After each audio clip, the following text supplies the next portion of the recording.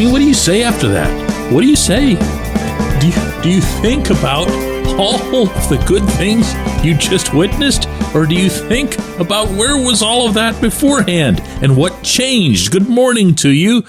Good Monday morning. I'm Dejan Kovacevic of DK Pittsburgh Sports, and this is Daily Shot of Steelers presented by FanDuel. It comes your way bright and early every weekday if you're into hockey and or baseball. I also offer daily shots. Penguins and Pirates, the other two teams in town that I cover. Hope you'll check those out as well. Steelers 27, Colts 20.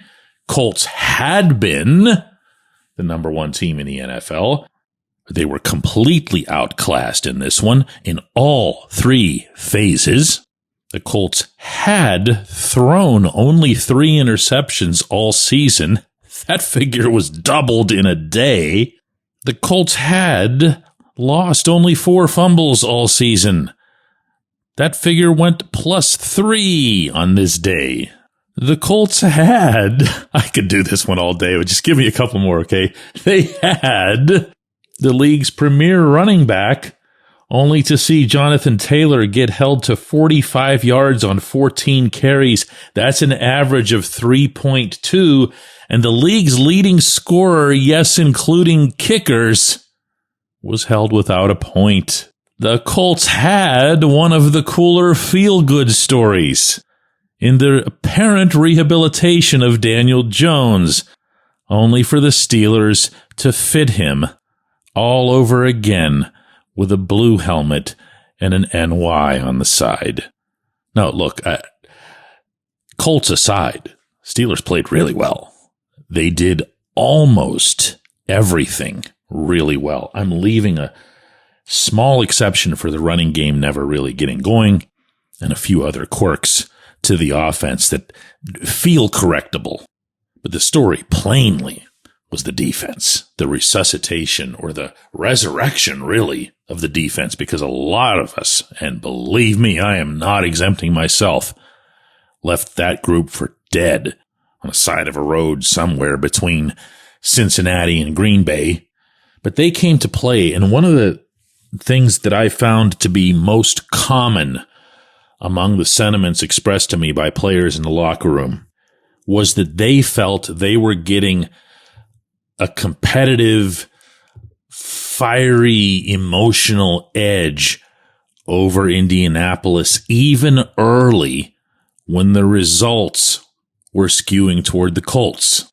And I kind of felt that too, but I also felt like if the results didn't start spinning at least partially back in the Pittsburgh direction, you could see them run out of this gas. They did not. They did no such thing.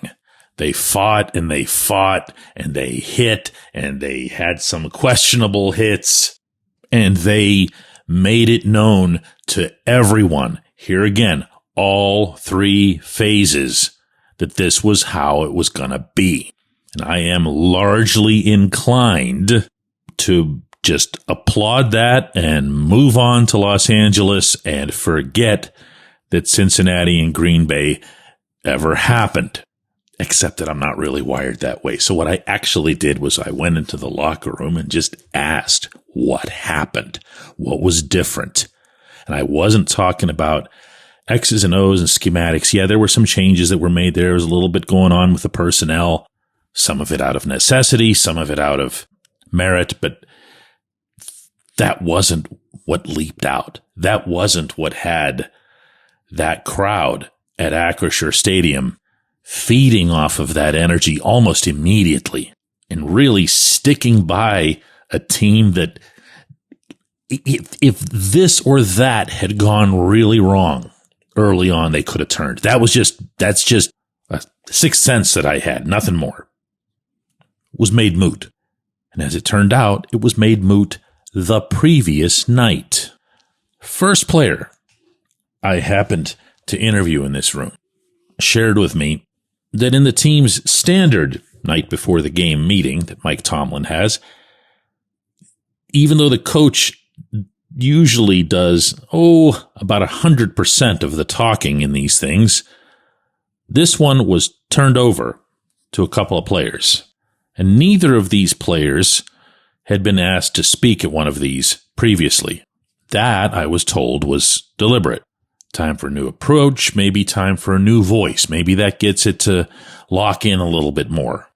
A couple of guys who are both in their first year as Steelers, who both came in the same transaction and who both stated this summer that they were really, really, really excited to be here because they saw this as an opportunity to win a Super Bowl. After a little additional digging, I was able to confirm that the two players were Jonnu Smith and Jalen Ramsey.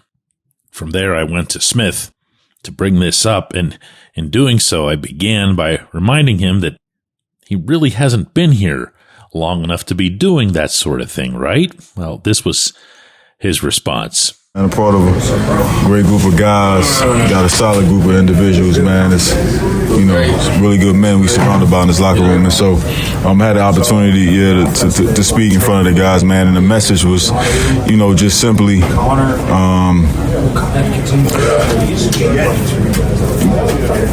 continue to treat every snap like it's your last. We ain't perfect, man. And, if you could go out there and say, I'm going to lay it all out on the line, each snap at a time, because we don't know if that next snap is coming, ain't never guaranteed. But, you could go to sleep at night comfortably with peace and say, I gave it all I got, man. You know what I mean? And so that was just the message. Ramsey was in and out of the room really fast, like he was gone by the time reporters entered. That's not a criticism. I'm just pointing it out so that I can explain why I didn't have quotes from him. But Connor Hayward shared with me what he felt as he was in the room listening to Ramsey, a player that they don't usually hear from because, the offense is over here and the defense is over there and the special teams are somewhere in the middle, but they don't intersect like this too often. This was the younger Hayward laying that out for me. It was really cool. That was his first time, I feel like, talking to the whole team. He's probably talking to the defense and stuff like that, but where he really had the floor and, had everybody's attention and just telling us, we have a team that can go all the way, but, you know what I'm saying, we can't be talking about it, and it starts tomorrow. There's going to be time for all the rest. There's going to be time for what happened in Cincinnati, what happened against the Packers. In particular to the defense. How could they allow themselves to be embarrassed like that? How could they look like the Bengals defense for a couple of weeks? And if you saw the Bengals defense on that final Chicago touchdown yesterday, you'll know that there's not more insulting description anybody could apply to a defense. But I don't know that this is the time. I know that what was found yesterday, and really, again, Saturday night, was a way out. Just talking with you here, I hadn't seen that. I had not envisioned a way out. I told you that. I'm not going to be one to play as if I saw this coming. I didn't. They did. All of them. And that's to their credit, but doubly so to the credit of these two young men who spoke up. When we come back, J1Q. Luxenberg, Garbett, Kelly & George is a personal injury law firm in Western Pennsylvania that represents injured people in automobile accidents, workers' compensation cases, and medical malpractice claims. The attorneys at Luxenberg, Garbett, Kelly & George pride themselves in doing what they say they're going to do. It's important to them that when they make you a promise, they keep that promise. And this law firm has been keeping promises for over 80 years. Luxenberg, Garbett, Kelly & George has been AV rated. That's the highest rating a law firm can receive for legal ability and ethics. And the lawyers at the firm have been designated super lawyers, that's a real thing, for over 15 years. Rare combination there.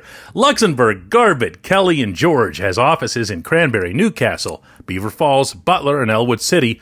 Learn more about them at lgkg.com or by calling 888-842-5454. Again, that's 888-842-5454. Football season's finally here. Time to check out the latest odds, futures, and win totals on the FanDuel Sportsbook. Think the Steelers are headed to the Super Bowl? Lock in your bets today.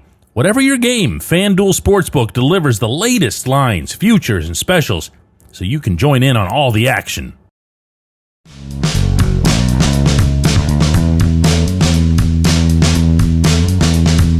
Today's J1Q comes from Norm, who says, and I usually don't entertain questions like this because very little good comes of it, but Norm's going to get me today. He says, why are some people, DK, still unhappy that the team they follow has won the game? Like, geez, why are you a fan? The response to this game, and I'm going to gauge that mostly off of our community on the DK Pittsburgh Sports app, where thousands, and I mean this number literally, of fans were interacting with us during the game. There was a rational consensus of people who said, hey, the Colts had the best record in the NFL and an offense that really hadn't been stopped by anyone. Hence, nice win. But you also had a lot of, and in fairness, I brought this up myself in the opening segment just now, where was this against the Bengals or the Packers? But then there was a ton of, and this is the only reason, again, I'm touching this topic today. The defense had 6 takeaways, but you only beat the other guys by 1 score. Okay, first thing here. Doesn't matter how many points you beat the other team by, unless you're into, wagering, which is an entirely separate subject. For what gets recorded in the standings, it doesn't matter. Second point here.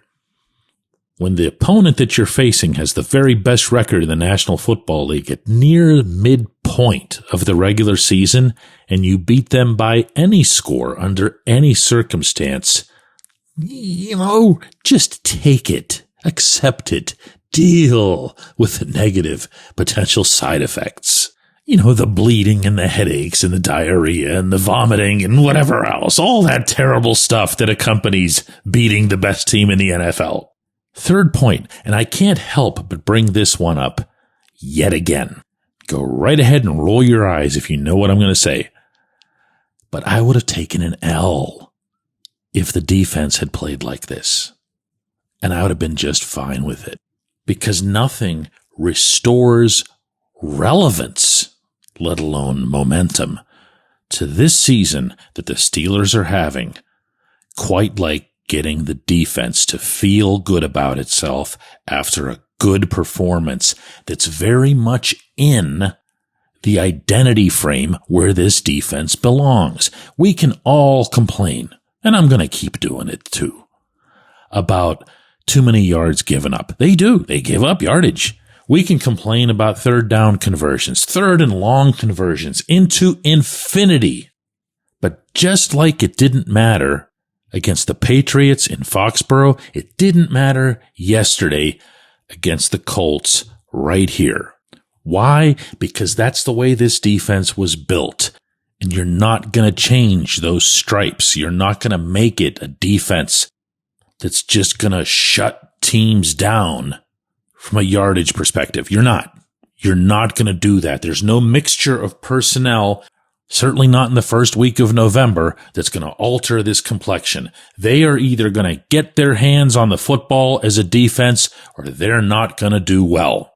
So, figuratively speaking, they pinned their ears back and they went after the football. Like Patrick Queen told me after the game, we just went and got the job done the way we know how. Peyton Wilson said, we simplified things, we just played. That's it. I'm not in the habit of telling anybody how to feel about anything. That's up to you. But I can say this with confidence. If you don't like something about the way this defense played yesterday or in Foxborough, you're not going to like this defense. You're not going to like it at any point.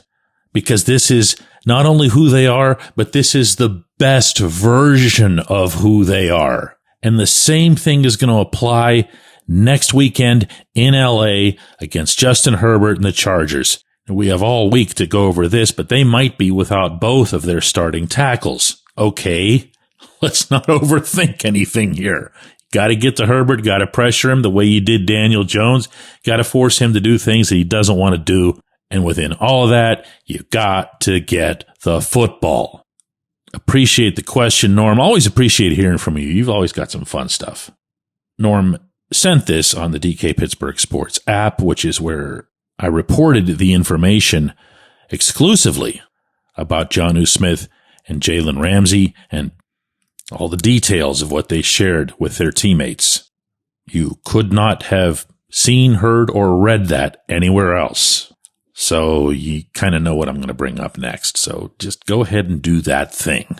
This time for real. Stop putting it off. Then email me, dk@dkpittsburghsports.com, to get from me a massive discount on the premium level of that app so that you can comment the way Norm does. You can ask questions of our entire staff, myself included, and you can find out for yourself why this is the most downloaded app on the Pittsburgh sports scene. Oh, and hey, double shot of Steelers today at 4 p.m. I'll be there. I hope you are too.